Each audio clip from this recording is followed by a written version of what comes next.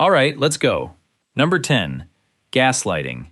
Every evening across Britain, the same small ritual repeated itself in millions of homes.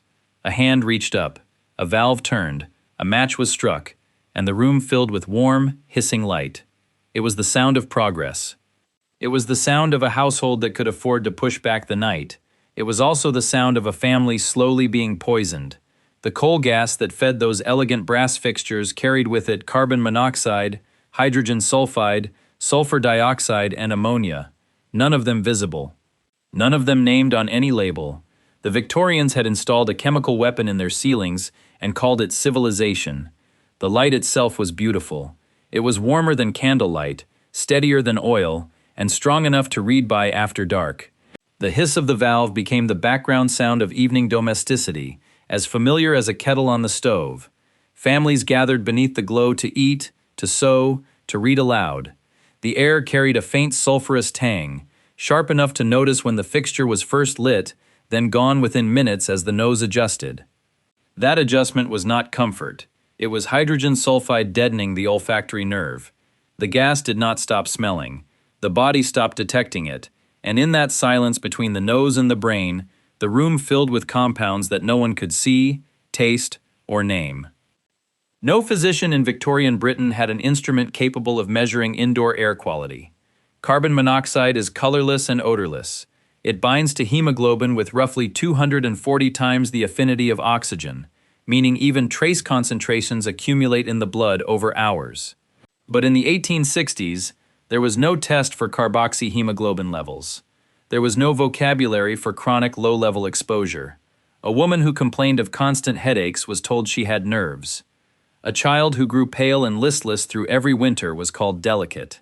A family physician examining a household where every member suffered nausea, fatigue, and difficulty concentrating would record the diagnosis as constitutional weakness or the influence of the London fog.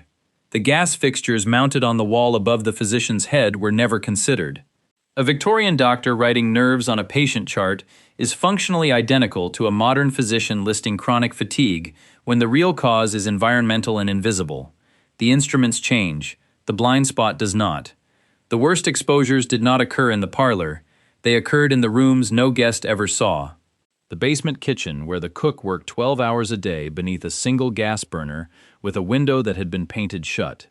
The servant's bedroom tucked under the stairs, 6 feet by 8, shared by 2, with a gas bracket on the wall and no ventilation beyond a crack beneath the door. The nursery at the back of the house, small and warm and sealed against the night air, because cold was considered more dangerous than stillness. A single gas burner consumed as much oxygen in 1 hour as 3 adult men breathing at rest. 2 fixtures running in a sealed parlor for 4 hours produced carbon monoxide concentrations that modern occupational safety standards classify as immediately dangerous to life. The families sitting beneath those fixtures had no framework for understanding what was happening. The people breathing the highest concentrations, the servants, the cooks, the children in the back rooms, were the people least likely to see a physician and least likely to be believed if they described their symptoms. Gaslighting was the signature technology of Victorian urban life. Cities that adopted it were called modern. Streets that had it were considered safe. A household with gas fixtures was a household that had arrived. The technology that ended the era of tallow candles and whale oil was celebrated in exhibitions, promoted in advertisements, and installed with civic pride. No one connected the headaches to the progress. No one asked why the servants looked gray. In 1884, Dr. Alfred Carpenter presented findings to the Social Science Congress, documenting respiratory and neurological symptoms in households with coal gas illumination. His recommendations for improved ventilation and reduced reliance on open gas flames were noted in the proceedings. They were largely ignored for over a decade. But here is where the standard explanation falls apart. The danger was not a malfunction. It was not a leak, a faulty valve, or a cracked fitting. The gas fixtures worked exactly as designed. The combustion process in an unventilated room rapidly depleted oxygen, leading to incomplete combustion that produced toxic carbon monoxide alongside sulfur dioxide from fuel impurities. Every evening in every home the ritual was the same. The valve opened, the match struck, the room filled with light. And the chemistry did what chemistry does. The poison was not the failure mode. The poison was the product working correctly. The Victorians did not stumble into this. They engineered it, cast it in brass, mounted it on the wall, and gathered their families beneath it every evening. The light was steady, the air was warm, the headaches were constant, and no one looked up. The light worked perfectly. That was the problem. Number 9. Phosphorus-tipped matches. In 1863, a government factory inspector named Henry White arrived at the Bryant and May match factory in Bow, East London, to conduct a routine examination of working conditions. The workforce was predominantly female, many of them teenagers. White moved through the dipping room, where wooden splints were pressed into a paste of white phosphorus, and the air carried a sharp, garlic-like sweetness. He noted the paste on their fingers, the residue on their lips, the yellow tint to their skin. One girl near the back of the room turned to speak and revealed a jaw so swollen it distorted the shape of her face. What White would later document was not a disease anyone had a proper name for yet. The bone beneath the skin was dying. In the weeks to come, surgeons would remove it. In advanced cases, the exposed jawbone glowed faintly green in the dark. The substance these workers handled every day was one of the most dangerous elements available for domestic use. White phosphorus is faintly luminous in darkness. It carries the smell of garlic. It ignites at a temperature so low that friction from a boot sole against a rough floor is sufficient to set it off. A box of matches in a kitchen drawer was a box of self-igniting poison sitting beside the bread knife. The paste was applied to the match heads in open troughs, and the vapor rose continuously. The workers inhaled it with every breath. The matches themselves, once boxed and sold, continued to release trace phosphorus vapor inside cupboards and drawers in millions of homes. The girls who dipped the matches were as young as 13. They worked 10 to 14-hour shifts standing over the troughs. The phosphorus paste clung to their fingers and collected under their nails. They ate their meals at their stations. The first symptom was usually a toothache. Then the gum swelled. Then the abscess formed. Then the jawbone itself began to necrose, the tissue dying from the inside. In the worst cases, the lower jaw glowed green in a darkened room, the phosphorus embedded so deeply in the bone that it fluoresced. Surgeons removed entire jawbones. The girls who survived lived with faces that marked them for the rest of their lives. A single match girl earned roughly 4 shillings per week. That is less than what a pound of fresh meat cost. She dipped thousands of matches a day for a sum that would not buy a meal in the restaurants those matches were used to light. Children died too. Phosphorus-tipped matches were everywhere in the Victorian home, and children chewed on everything. A child who sucked or bit the head of a white phosphorus match ingested a substance that attacked the liver within hours.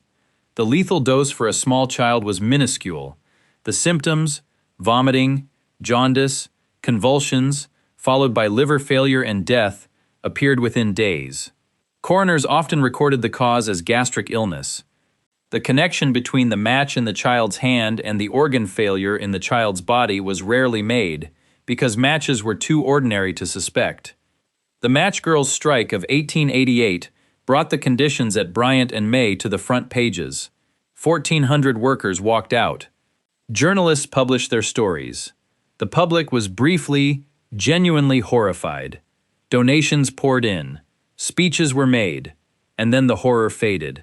The strike produced minor concessions. White phosphorus was not banned in Britain for another 22 years. France had banned it in 1897. Denmark, Finland, and Switzerland moved even faster. Britain, the country where the strike had made global headlines, was among the last to act. The manufacturers argued that a ban would damage competitiveness. Parliament listened. Red phosphorus safety matches existed the entire time. They had been invented in 1844, nearly half a century before the ban. They struck only on prepared surfaces. They did not self-ignite. They did not release toxic vapor. They did not cause jaw necrosis. The technology to end the killing was not a future breakthrough. It was sitting on a shelf, already manufactured and commercially available. White phosphorus persisted for one reason. It was cheaper to produce by fractions of a penny per box. In 1906, a parliamentary inquiry found that deaths and disfigurements from white phosphorus exposure in the British match industry numbered in the hundreds over the preceding decades. The precise count was never established because many workers simply disappeared from the records when they became too ill to work. But here is where the standard explanation falls apart. This was not a tragedy of ignorance. The science was settled. The safe alternative was on the market. The medical evidence was published, peer-reviewed, and undisputed. Every jawbone that glowed in the dark after 1844 did so in the presence of a known solution. The killing continued, not because no one understood the danger. The killing continued because the profit margin on white phosphorus was fractionally wider. The tragedy was not ignorance, it was arithmetic. A fraction of a penny per box. That was the weight placed on one side of the calculation. On the other side was every glowing jawbone, every dead child, every face that would never be whole again. The industry weighed both sides and found the price acceptable. The safe match existed. The market preferred the one that killed. Number 8. Copper cooking vessels. Between 1810 and 1850, hospitals in Paris recorded over 400 cases of acute copper poisoning linked to food preparation. 400 families struck by violent vomiting, cramping, and collapse after meals that had been cooked, stored, or reheated in copper vessels. The source was not contaminated water. It was not spoiled meat. It was the pot itself. And every one of those 400 pots had been sitting openly in the kitchen, used daily, trusted completely. The cause was visible to the naked eye. It was bright green. When acidic food sat in unlined copper, something simple happened. Vinegar, wine, citrus juice, or the natural acids in fruit and fermented sauces reacted with the metal surface. The copper oxidized. The product of that reaction was verdigris, a vivid blue-green crust of copper acetate that formed visibly on the inside of the pot. The chemistry was elementary. The color was unmistakable. A cook ladling stew from a pot, lined with green residue, was ladling copper acetate directly into the family's meal. A single serving of food prepared in a heavily corroded copper vessel could contain enough copper acetate to produce symptoms within hours. That is roughly the amount that could be dissolved invisibly into a bowl of soup. The evidence was not hidden, it was published. Cookbooks from the 1700s onward warned readers to inspect copper vessels before use. Hannah Glass, one of the most widely read cookbook authors of the 18th century, devoted specific passages to the danger of verdigris. Medical case reports from London, Paris, and Vienna described families struck down after meals. The symptoms were consistent and recognizable. Violent nausea, metallic taste, abdominal cramping so severe that patients doubled over within hours of eating. The reports were published in medical journals, reprinted in household manuals, and discussed in lecture halls. The tone of the medical literature is what disturbs. It is not alarmed, it is resigned. The authors describe copper poisoning the way a modern physician might describe a traffic accident. Regrettable, predictable, and unlikely to stop. Tin-lined copper was the known solution. A thin layer of tin applied to the interior surface prevented the acid-metal reaction entirely. Professional kitchens, restaurants, and wealthy households re-tinned their copperware on a regular schedule, every few years or whenever the lining wore thin. The process was effective and well understood. It was also expensive. A working-class family could not afford to have a pot re-tinned. They could not afford to replace it with cast iron or ceramic. They used what they had, and what they had was a vessel that became more dangerous with every use as the tin lining wore through. The same pot that was safe in a restaurant kitchen became lethal in a tenement kitchen, not because the chemistry was different, but because the maintenance was unaffordable. Poverty did not change what the pot did. It removed the only protection from what the pot did. In 1832, the French toxicologist Mathieu Orfila published a systematic study of copper poisoning through his work at the University of Paris.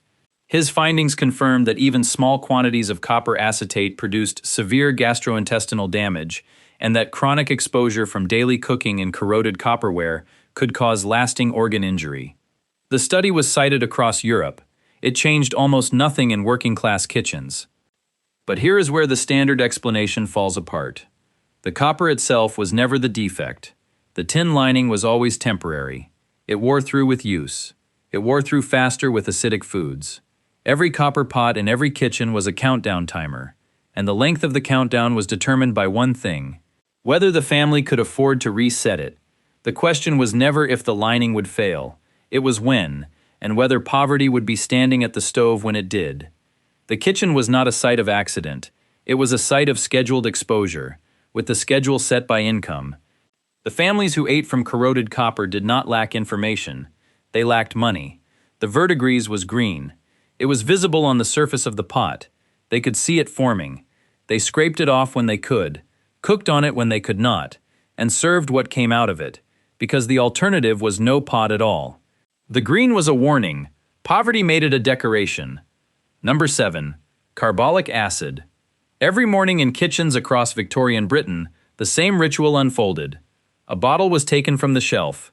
A measure was poured into a basin of water. A cloth was dipped, wrung, and pressed to the floor. The smell was sharp, medicinal, and reassuring. It was the smell of cleanliness. It was the smell of a household that followed doctor's orders. The substance was phenol, a coal tar derivative known commercially as carbolic acid, and the doctor who had made it famous had used it to revolutionize surgery. What no one had tested was what happened when an operating theater chemical was handed to every mother in the British Empire and told to use it on her nursery floor. Joseph Lister's antiseptic breakthrough in the 1860s was genuine. He sprayed carbolic acid during surgery, and post-operative infection rates collapsed. Patients who would have died of sepsis survived. Limbs that would have been amputated were saved. The discovery was celebrated across the medical world, and Lister was rightly regarded as a pioneer. Within 10 years, manufacturers had bottled carbolic acid for the home. The leap from surgical antiseptic to household cleaning product happened almost entirely without safety research. No one tested what concentration was safe for domestic surfaces. No one studied dermal absorption in children. No one asked whether a compound that killed bacteria on a wound might also damage the skin it was meant to protect. The journey from operating theater to nursery floor traveled on reputation alone. The endorsements were everywhere. Hospital physicians recommended carbolic washes for the home. Pharmacists sold carbolic gargle for sore throats. Manufacturers printed the names and credentials of medical institutions on their labels. Carbolic soap was marketed for bathing infants. The product arrived in the home wrapped in the full authority of the medical establishment, and that authority was not casual. It was institutional, specific, and named. To question whether carbolic acid was safe for a baby's skin was to question Lister, to question antisepsis, to question the most important medical advance of the century. The institutional credibility was the delivery mechanism. It carried the poison past every mother's defenses. By the 1880s, carbolic acid had traveled the full reach of the British Empire. Carbolic soap, carbolic wash, carbolic floor solution, and carbolic gargle were stocked in every chemist shop in England, Scotland, Ireland, Australia, Canada, South Africa, and India. Missionary organizations packed it in supply shipments. Military quartermasters included it in field kits. In a single year in the 1890s, British manufacturers produced enough carbolic solution to fill roughly 800,000 standard household bottles. That is enough to place one in every other home in London. The product moved along the same routes as the empire itself, carried by the same ships, endorsed by the same institutions, and trusted with the same unquestioning confidence. Children drank it from unmarked bottles stored under kitchen sinks. Mothers bathed infants in solutions diluted by guesswork, and even the diluted forms caused chemical burns on contact with skin. Servants who used it daily to scrub floors developed chronic kidney damage from dermal absorption. The corrosive properties of phenol were known in surgical contexts, where it was handled by trained professionals in controlled doses. In the home, it was handled by everyone, measured by eye, stored without labels, and applied to surfaces where toddlers crawled and put their fingers in their mouths. In 1893, Dr. Arthur Whiteledge, medical officer of health for the West Riding of Yorkshire, documented a series of childhood poisoning deaths linked to improperly stored household carbolic acid. His case reports noted that in each instance, the product had been purchased on the recommendation of a physician or pharmacist. But here is where the conventional reading collapses into something stranger. The problem was not concentration. Even diluted carbolic acid produced chemical burns on infant skin. Even properly labeled bottles were stored within the reach of children who could not read labels. The product was not being misused. It was being used exactly as directed, in the exact environment it was sold for, on the exact surfaces it was recommended for. The danger was not in the deviation from instructions. The danger was in following them. The same discovery that made surgery survivable made the nursery floor a contact poison. The same institutional trust that saved patients in the operating theater killed children in the kitchen. The label said safe. The physician said safe. The pharmacist said safe. The child on the floor could not read any of them. Number 6. Lead-glazed ceramics. In 1899, a physician named Thomas Oliver arrived in the Staffordshire Pottery District to conduct a survey of worker health. Oliver had been commissioned by the Home Office to examine why potters were dying at rates that dwarfed any comparable trade. He entered the workshops and saw it immediately. A fine white dust covered every surface: the tables, the tools, the window ledges, the workers' hair. The women applying glaze moved their brushes through a paste so thick with lead that their fingers had turned a permanent gray. One glazer's hands trembled so badly she could barely hold the brush. Oliver would spend the next 2 years documenting what the pottery industry had known for generations and never addressed. The dust that covered everything in those workshops was the same substance that covered every plate on every table in every working-class home in Britain. The journey from mine to dining table was long, and every link in it was toxic. Lead ore was extracted from the ground, smelted into a compound called litharge, ground into a fine white powder, mixed with water into a smooth paste, and painted onto the surface of raw earthenware by hand. The piece was then fired in a kiln. What emerged was a dish with a smooth, glossy surface that was pleasant to the touch and attractive to the eye. A single dinner plate glazed with lead could leach enough lead into an acidic meal, a serving of vinegar-dressed salad, a dish of stewed fruit, a portion of pickled vegetables, to exceed what modern toxicology considers a safe daily intake. That amount is measured in micrograms. It is invisible. It is tasteless. It is the amount that sits in the moisture film on the surface of the plate before the food is even served. The women and men who applied the glaze did not have the luxury of trace exposure. They worked in clouds of lead dust. They breathed it. It settled on their food. It lodged under their fingernails and was carried home on their clothing. Staffordshire potters died at rates so elevated above the general population that the pottery districts became a formal medical case study. The symptoms followed a reliable progression. First, the blue line on the gums, a telltale discoloration where lead sulfide deposits formed along the gum margin. Then the wrist drop, a paralysis of the extensor muscles that left the hand dangling limp. Then the colic, waves of abdominal cramping so severe that workers collapsed on the factory floor. Then cognitive decline. Then death. The people who made the dishes beautiful were destroyed by the act of making them beautiful. The toxicity of lead was not a discovery waiting to happen. It had already happened. It had happened centuries earlier. The Greek physician Nicander described lead poisoning in the 2nd century before the Common Era. Roman engineers debated whether lead water pipes were safe. Medieval physicians documented the symptoms. By the Victorian era, the medical literature on lead toxicity filled entire library shelves. The information was available in medical journals, in trade publications, in coroner's reports, in parliamentary testimony. Pottery manufacturers knew what lead dust did to their workers. Trade guilds knew. The knowledge existed and circulated freely among the people who profited from the product. It did not reach the families who bought it. The information stopped at the factory gate. A modern corporation concealing the health effects of its product, while internal documents show full awareness of the risk, is not a 21st century invention. The pottery industry perfected the model a century earlier. Lead glaze was cheap. That was its advantage and its defense. Salt glaze was safer, but required higher kiln temperatures and more fuel. Tin glaze was significantly safer, but cost more than double. Stoneware fired without any glaze was safest of all, but lacked the smooth, attractive finish that consumers expected. The market did not reward safety. It rewarded price. Working-class families who could only afford the cheapest earthenware had no option that was not slowly and silently poisoning them. The economics of the pottery trade ensured that the poorest customers received the most dangerous product, and the wealthiest customers, who could afford tin-glazed or imported porcelain, were never exposed at all. In 1901, Thomas Oliver published his findings in a landmark report for the Home Office, documenting lead poisoning rates among Staffordshire potters and recommending regulatory controls on lead dust exposure in pottery workshops. His report confirmed what medical literature had stated for centuries.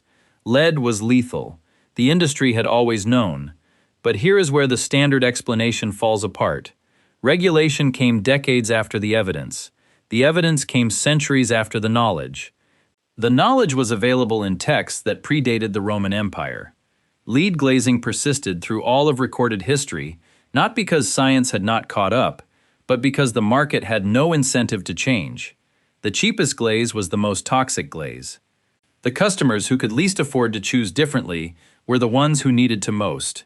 The plate was not defective. The glaze worked exactly as intended. It made cheap earthenware shine. They ate off beauty every day.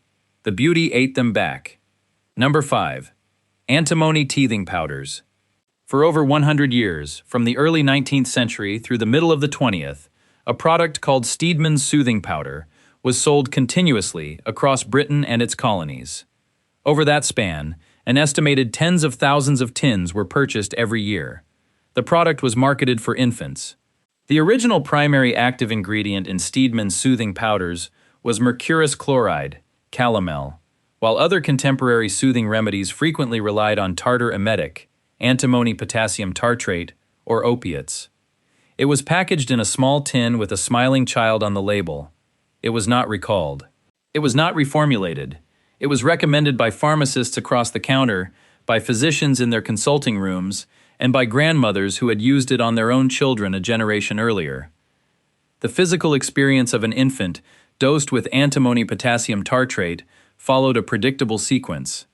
First, vomiting, then diarrhea, then a drop in body temperature, then cardiac irregularity. In a healthy infant given a moderate dose, the symptoms passed within hours and were interpreted as evidence that the powder was working, purging whatever was troubling the child. In a smaller infant, a weaker infant, or an infant given a slightly larger dose, the cardiac irregularity did not pass. The heart slowed. The breathing became shallow. The child went still. The lethal dose of antimony potassium tartrate for an infant weighing 10 pounds is measured in milligrams. It is roughly the amount that would fit on the tip of a sewing needle. The difference between a dose that caused temporary vomiting and a dose that stopped a heart was invisible to any mother measuring powder from a tin with a spoon. The system around the product was airtight.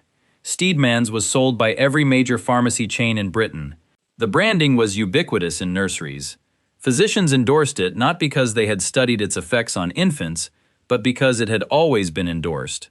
Pharmacists recommended it not because they understood the toxicology of antimony, but because every pharmacist before them had recommended it. The product existed inside a closed loop of institutional trust. Medical authority endorsed it. Commercial authority distributed it. Generational authority validated it. A mother purchasing Steedman's powder was not taking a risk. She was following every signal her society provided for responsible parenting. The tin in her hand carried more institutional credibility than almost any other object in the nursery. Antimony poisoning in an infant is nearly impossible to distinguish from natural gastric illness. The vomiting looks like colic. The diarrhea looks like teething. The cardiac arrest looks like sudden infant death. Victorian coroners recording the cause of an infant's death had no toxicological tools capable of detecting antimony at the concentrations present in a single dose of soothing powder. They wrote what they saw: teething convulsions, gastric fever, failure to thrive, natural causes. The murder weapon was invisible not because it was sophisticated, but because infant death was so common in the Victorian era that no one looked beyond the obvious. No autopsy was ordered. No stomach contents were analyzed. No connection was drawn between the tin on the shelf and the child in the coffin. The absence of suspicion was total. The absence of investigation was policy. The absence of accountability was the system functioning as designed. Every dose was an act of love. A mother awake at 3 in the morning with a screaming infant, exhausted, frightened, desperate to ease the child's pain, reached for the powder because every authority in her world had told her it was the right thing to do. She measured carefully. She mixed it with warm milk. She held the spoon to the baby's lips. She did not know that the compound she was administering was the same substance used in hospital wards to make adult patients vomit. She did not know that the margin between a therapeutic dose and a fatal dose was thinner than the width of her fingernail. She knew only that the doctor had said it was safe, the pharmacist had said it was safe, and her own mother had used it. The horror is not that someone poisoned children. The horror is that mothers did it themselves, with tenderness, with precision, with the absolute conviction that they were being good parents. The poison did not travel on malice, it traveled on love. In the mid-20th century, pediatric studies investigated the toxicity and heavy metal content of lingering commercially available infant powders and teething remedies. His findings confirmed that the doses recommended on the packaging were sufficient to produce toxic effects in small infants, and that chronic administration could cause cumulative organ damage. But here is where the nightmare begins. The product was not unregulated by accident. It was unregulated because the system was built without a mechanism to question products that had already been accepted. There was no mandatory ingredient disclosure for patent medicines. There was no requirement for dosage testing on infant populations. There was no post-market surveillance, no adverse event reporting, no recall authority. Steedman's existed inside a regulatory void that was not a gap in the system. It was the system. The absence of oversight was not an error. It was a feature that protected commercial products from the consequences of their own chemistry. The women who administered antimony to their children were not negligent. They were obedient. They followed medical advice, commercial instruction, and generational tradition. They did everything the system asked of them. They measured the dose carefully. They mixed it with warm milk. They held the spoon to the baby's lips. They did everything a good mother was supposed to do. The system was wrong. The children paid. Number 4. Mercury mirrors. In a bedroom in a townhouse in Mayfair, sometime in the 1840s, a woman sat at her dressing table. The mirror was large, framed in mahogany, tilted slightly forward. The room was small and warm, heated by a coal fire. The curtains were drawn for privacy. She leaned close to the glass to apply rice powder to her cheeks. The reflection was perfect. The surface was flawless. She sat there twice a day, morning and evening, for years. The mirror gave back everything she offered it: her face, her posture, her slow, patient attention to detail. What it did not show her was what it was exhaling. The glass was silvered with mercury, and in that warm, sealed, unventilated room, the mercury was breathing. The manufacture of a mercury mirror was an act of extraordinary precision and extraordinary poison. A sheet of tin foil was laid flat on a smooth stone table. Liquid mercury was poured across the surface, pooling and spreading into a thin, even film. A sheet of glass was then lowered carefully onto the mercury, pressing out the excess, which ran off the edges and was collected in troughs below. Over days, the mercury and tin bonded into an amalgam that adhered to the glass surface. The excess was drained. The mirror was tilted upright. What remained was a reflective coating so smooth and so bright that no other technology could match it. That coating was not stable. Mercury is volatile at room temperature. The amalgam surface released mercury vapor continuously, invisibly, in quantities too small to smell and too persistent to escape. A single dressing room mirror in a closed room released enough mercury vapor over the course of a year to exceed what modern occupational health standards consider the threshold for chronic neurological damage. That amount is measured in micrograms per cubic meter of air. It is the weight of a few grains of dust. It is enough. The dressing room was the perfect delivery chamber. Small, warm. The fire kept the air temperature elevated, which increased the rate of mercury evaporation from the mirror surface. The curtains were drawn. The window was closed. The woman sat inches from the glass, directly in the vapor stream, for the duration of her morning and evening toilette. The first symptoms were subtle: headaches, irritability, difficulty sleeping. Then the tremors began. Fine, barely visible at first, then progressing until the hands shook visibly. Then mood changes, paranoia, depression, sudden rages followed by withdrawal. Physicians called it hysteria. They called it nervous temperament. They called it the strain of social obligations. The mirror on the dressing table, the most intimate and most trusted object in the room, was never suspected. Every diagnosis pointed inward. toward the woman's character, toward her constitution, toward the inherent fragility that Victorian medicine assumed in every female patient. The real cause sat 3 feet from her face, in a mahogany frame, reflecting her image back, while it disassembled her nervous system. A woman slowly losing her mind from mercury vapor, while her physician diagnoses hysteria, is not merely a Victorian phenomenon. It is the template for every environmental illness attributed to personal weakness, because the true cause is invisible and the sufferer is female. The men who made these mirrors did not have the luxury of slow, invisible exposure. On the island of Murano, in the Venetian lagoon, mirror makers were legendary. Their skill was unmatched. Their product was the most sought-after luxury in Europe. Their lifespan was catastrophically short. Workers spread mercury over glass with bare hands, standing over open troughs of liquid metal in enclosed workshops for hours. Trembling was so universal among mirror workers that the Italian word for the condition entered common speech. Tooth loss, personality disintegration, cognitive collapse, and early death were trade expectations. The men who made the most beautiful mirrors in the world were destroyed by the process of making them. Venice guarded the secret of mirror manufacture for centuries. The penalty for a craftsman who attempted to leave the island was death. The Republic treated the mirror trade as a state asset, worth killing to protect. When the technique finally escaped, carried by defectors to France in the late 1600s, mercury mirror production spread across Europe. France, Germany, England, and the Low Countries built their own workshops and supplied their own aristocracies. Every dressing room, every barber shop, every parlor in every grand house installed mercury-silvered mirrors. And the poisoning traveled with the secret. The Venetian monopoly had concentrated the damage on one island. The escape of the technique democratized it. In 1861, Professor Auguste Delpech at the University of Montpellier published a clinical study of mercury poisoning among mirror workers in southern France. His descriptions of tremor, cognitive decline, and personality disintegration among workers exposed to mercury vapor during the silvering process remain among the most detailed clinical accounts of chronic mercurialism in the 19th century. But here is where the standard explanation falls apart. Silver nitrate mirrors were developed as a safe alternative in the 1835 era. The chemistry was well understood. The product was commercially viable, and yet mercury mirrors already hanging in homes across Europe were not recalled, not replaced, and not removed. They stayed on the walls. They stayed on the dressing tables.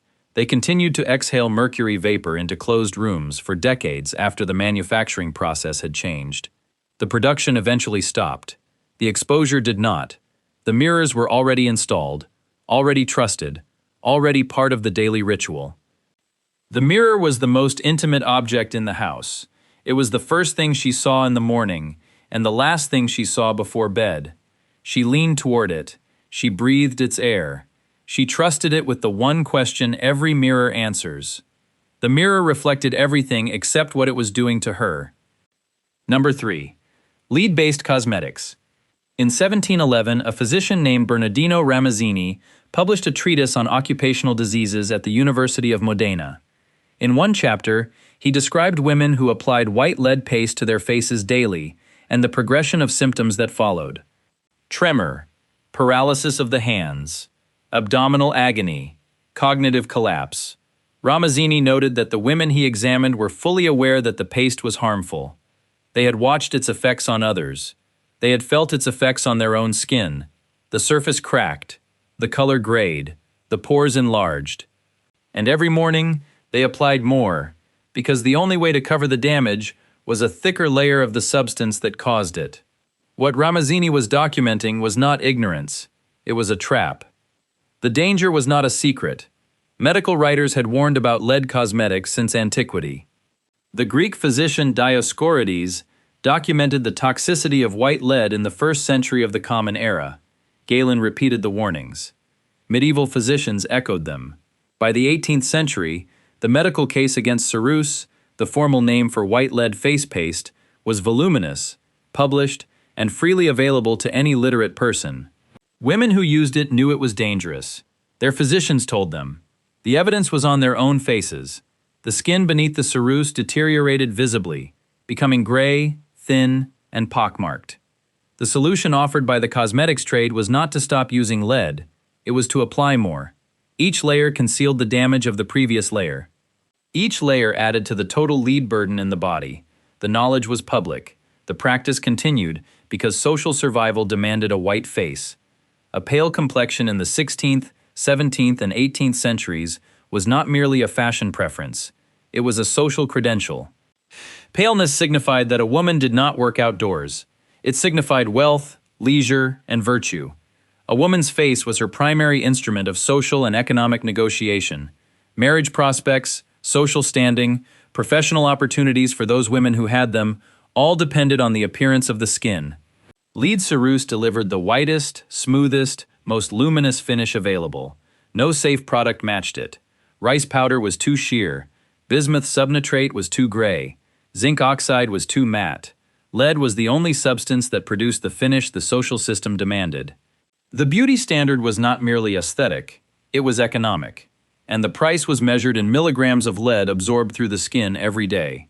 How an entire civilization maintained a beauty standard it knew was lethal, across centuries and across cultures, is not a question with a satisfying answer. Every explanation, vanity, ignorance, social pressure, collapses under the weight of the evidence. They were not ignorant. They had the medical literature. They had their own faces as proof. They chose lead anyway, not because they did not know, because they understood perfectly what their society would do to them if they stopped. Lead cosmetics were used in ancient Greece, in ancient Rome, in Elizabethan England, in the court of Louis XIV, in Georgian London, in Victorian Britain. The names changed with the century. Venetian ceruse, spirits of Saturn, pearl powder, flake white, the ingredient did not change. Across 2,000 years of Western civilization, women applied lead compounds to their faces because every culture, every era, and every class system demanded the same thing: a white face. The consistency is not coincidence. It is a structure older than any single civilization, replicated independently across time and geography because the underlying pressure, the conversion of a woman's appearance into economic and social currency, never changed. The progression of chronic lead absorption was well documented and well recognized. It began with muscle weakness in the hands, a fine tremor that made needlework difficult. Then the abdominal colic arrived, waves of cramping so severe that women were bedridden for days. Then paralysis of the extensor muscles, the same wrist drop that afflicted pottery workers. Then cognitive decline, memory loss, confusion, personality change, then seizures, then death. The progression was visible and recorded. Portraits of women in late stages of lead damage survive in galleries across Europe. The skin is gray, the eyes are sunken. The face that the lead was meant to beautify was visibly destroyed by it. And the following morning the maid prepared the ceruse, and the woman sat at the mirror, and the paste went on again. A single daily application of ceruse to the face and neck delivered approximately 3 to 5 milligrams of lead through the skin. Over the course of a year, that total approaches 1.5 grams. For reference, the modern threshold for clinical lead poisoning is measured in micrograms per deciliter of blood. The cumulative burden from daily cosmetic application over years was sufficient to produce every symptom described, from tremor to death. Safer alternatives existed in every era. Rice powder in Asia, bismuth compounds in France, zinc oxide in the 19th century. Every generation had a product that could have replaced lead. Lead persisted not because it was the only option, but because it was the best option. It produced a finish so smooth, so opaque, so convincingly white, that no safe product competed. The market for beauty was no different from any other market. Performance won, survival lost. In 2004, a forensic analysis conducted by researchers at the University of Bradford examined lead isotope ratios in surviving samples of Georgian-era cosmetics preserved in museum collections. The analysis confirmed that the lead concentrations in commercially sold ceruse were consistent with doses capable of producing chronic toxicity from daily dermal application. But here is where the standard explanation falls apart. The first impossibility is that women knowingly applied poison to their faces, daily, for centuries. The audience absorbs this as tragic vanity. But here is where the deeper impossibility resets the stakes entirely. It was not vanity. It was rational behavior. A woman without a socially acceptable face could not marry well. She could not be received in society. She could not work in any position that required public appearance. The choice was not lead or no lead. The choice was lead or economic death. The women who applied ceruse every morning were not making a foolish decision. They were making the only decision the system permitted. The poison was not the lead. The poison was the system that made lead necessary. Every century produced the same three things: a lead cosmetic, a medical warning, and a woman who read the warning and applied the lead anyway.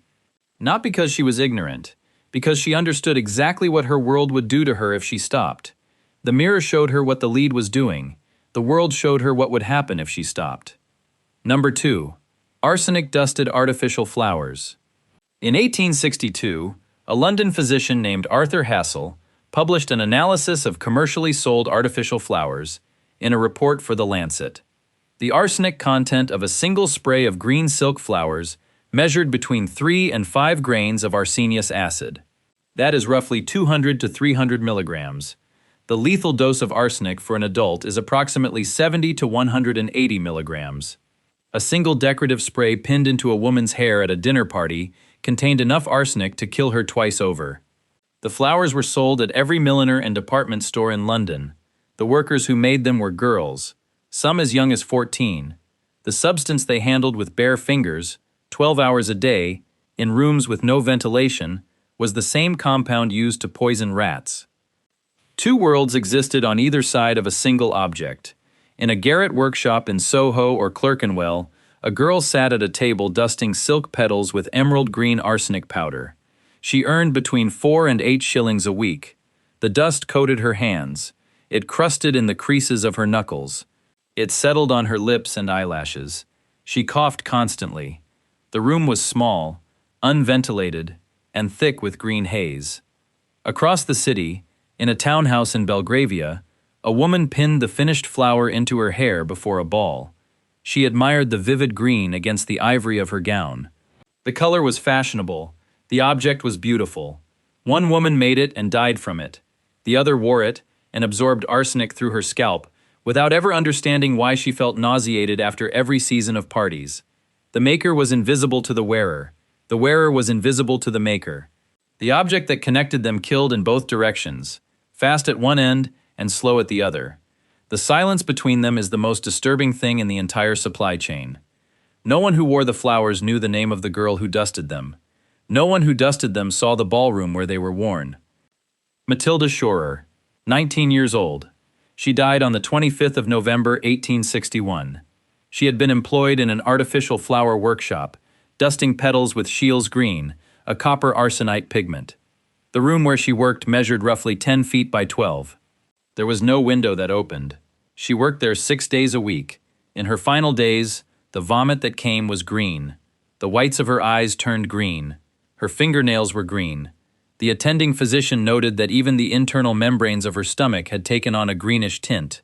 Her death was reported in the newspapers and became briefly, vividly famous. The public was horrified. The details were so vivid, so chromatic, so impossible to forget, that the story led front pages across London. A coroner's inquest returned a verdict of death by accidental poisoning. Matilda Schorer became a symbol. And then the symbol faded. The flowers remained in the shop windows. The concentration of arsenic in a single ounce of Scheele's green pigment was roughly 1,000 times the amount required to produce toxic symptoms from skin contact. That is not a trace. That is a weapon disguised as a paint. The supply chain was a chain of knowing. Arsenic-based pigment was manufactured at chemical works, where the workers understood exactly what they were handling. It was sold in bulk to artificial flower workshops, where the foremen understood exactly what they were distributing. It was applied by hand to silk and muslin petals by girls who understood, if not the chemistry, then certainly the symptoms. The finished flowers were assembled into sprays and headdresses, sold to milliners and department stores, and purchased by women who pinned them into their hair. Every link in the chain knew. The chemical works knew. The workshop knew. The milliners knew. The department stores knew. The information was not hidden. It was simply considered less important than the profit, because the girls dying in the garrets were not the customers paying in the shops. Journalists visited the workshops. Henry Morley wrote about them in household words. The rooms were described in print: green dust thick enough to coat every surface. Girls coughing into handkerchiefs stained the color of emeralds. Floors carpeted in arsenic powder. The reports were published in national newspapers and popular periodicals. Parliament discussed the matter. Physicians issued public warnings. The outrage was real, documented, and widespread. It lasted approximately 1 season. Then the newspapers moved on. Then the public moved on. The workshops did not move on. The girls remained at their stations. The flowers remained in the catalogs. In 1862, Dr. Alfred Swain Taylor, a professor of medical jurisprudence at Guy's Hospital in London, tested samples of commercially available artificial flowers and confirmed arsenic concentrations sufficient to cause acute poisoning from skin contact alone. His findings were published and widely cited. They changed nothing in the flower trade. But here is where the conventional reading collapses into something stranger. The public was not unaware. The newspapers had reported it. Matilda Shorer's death was front-page news. Parliament discussed it. Physicians published warnings. Every element of the system, the manufacturer, the workshop, the retailer, the journalist, the physician, the parliamentarian, the consumer, knew that the flowers were killing the girls who made them. The information was public, published, and discussed in national forums. Nothing changed. Awareness without consequence is not awareness. It is performance. The flowers eventually disappeared. Not because of regulation, not because of outrage, not because Parliament acted. The flowers disappeared because the fashion changed. Emerald green fell out of favor. New colors emerged. New styles replaced the old ones. The girls did not stop dying because the world cared. They stopped dying because the color went out of fashion. 117 words on this list now. 10 household items. Everyone was chosen, not inflicted. Not accidental, chosen, purchased from a shop, carried through the front door, placed on a shelf, a table, a wall, a dressing table, trusted, used daily, recommended by experts and endorsed by institutions. The Victorian home was not a passive victim of industrial negligence. It was an active consumer of products that were optimized for beauty, cost, and convenience. Human health was the unpriced externality. The pattern is the same in every item. The danger was known. The product was profitable. The cheapest and most beautiful option was the most lethal. And every morning, millions of families woke up inside houses furnished with things that were quietly, steadily, invisibly killing them. Number 1. Arsenical green wallpaper. In a terraced house in Limehouse, sometime in the 1860s, a mother stood in a freshly papered nursery and admired the walls. The green was vivid, cheerful, exactly the shade she had chosen from the sample book. The paste was still damp. The pattern was floral. The room smelled of fresh paper and new beginnings. The crib was against the far wall. The curtains were new. Everything in the room had been selected with care, with taste, with love. The wallpaper was Scheele's green, a copper arsenite pigment that had been the most popular color in British interior design for nearly half a century. The mother closed the door. The child slept. And in the damp warmth of that sealed room, something began to happen that no one had designed and no one would detect for years. Scheele's green was developed in 1775 by the Swedish chemist Carl Wilhelm Scheele. Paris green, a related compound using copper acetoarsenite, followed shortly after. Both pigments produced a green so vivid, so saturated, so unlike any natural dye that demand was immediate and enormous. Wallpaper manufacturers adopted the pigments within decades. By the 1850s, green wallpaper colored with arsenical compounds hung in millions of rooms across Britain. The chemistry of the pigment itself was not the killing mechanism. The primary route of arsenic poisoning from wallpaper was the inhalation and ingestion of toxic arsenic dust and pigment particles flaking off the walls. Though in damp conditions, molds like Scopulariopsis brevicalis also metabolize the pigment into volatile arsenical gases like trimethylarsine. The wall became a slow-release fumigation device. The activation key was moisture. The trigger was mold. The delivery system was the house itself. No one designed this. No one predicted it. The interaction between a decorative pigment and an ordinary fungus turned the nursery wall into a gas chamber that operated on the weather. How this mechanism went unidentified for decades, when the correlation between damp rooms, green wallpaper, and sick families was visible to anyone paying attention, is a question without a comfortable answer. The chemistry was reproducible. The pattern was consistent. The evidence was in every damp parlor in Britain. And no one connected the three. William Morris was the most celebrated wallpaper designer in Victorian Britain. His patterns defined the aesthetic of an era. His company produced some of the most popular wallpapers on the market, and many of them used arsenical green pigments.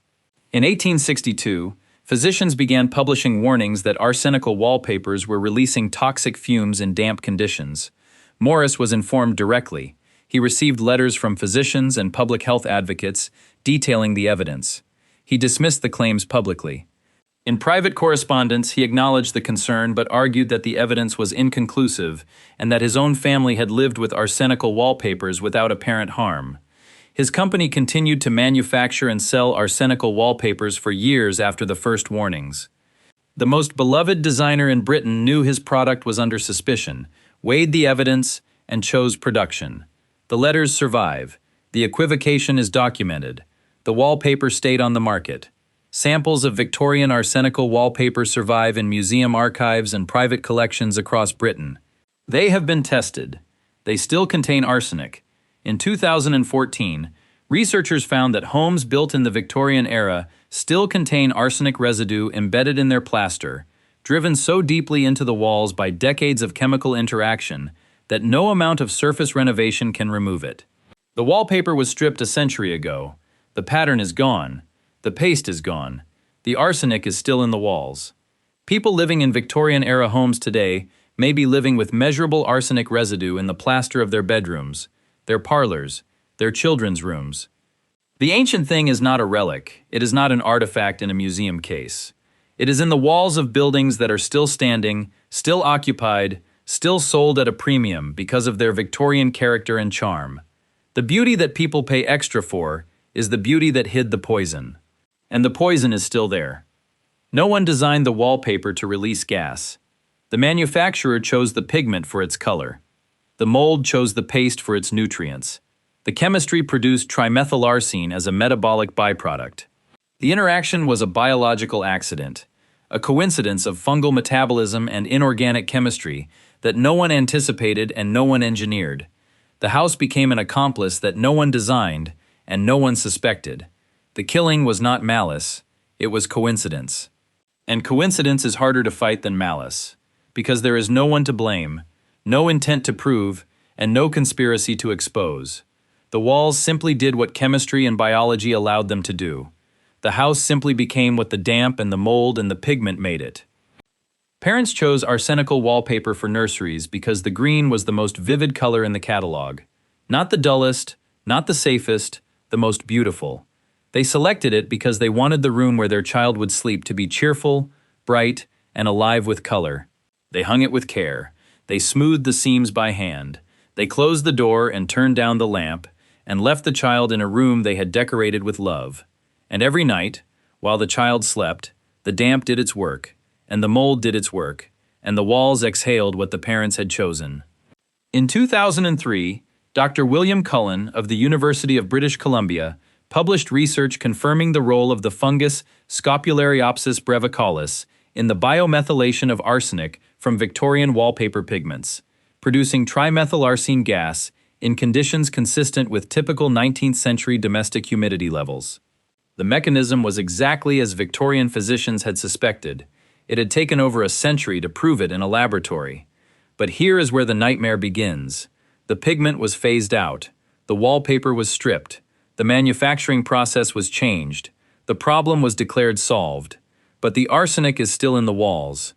The plaster absorbed what the paper released over decades of continuous exposure, and it remains there now. In homes across Britain, in walls that people lean against, in rooms where children still sleep. The paper was removed. The poison stayed. The problem was not solved. It was buried. Literally. 10 items.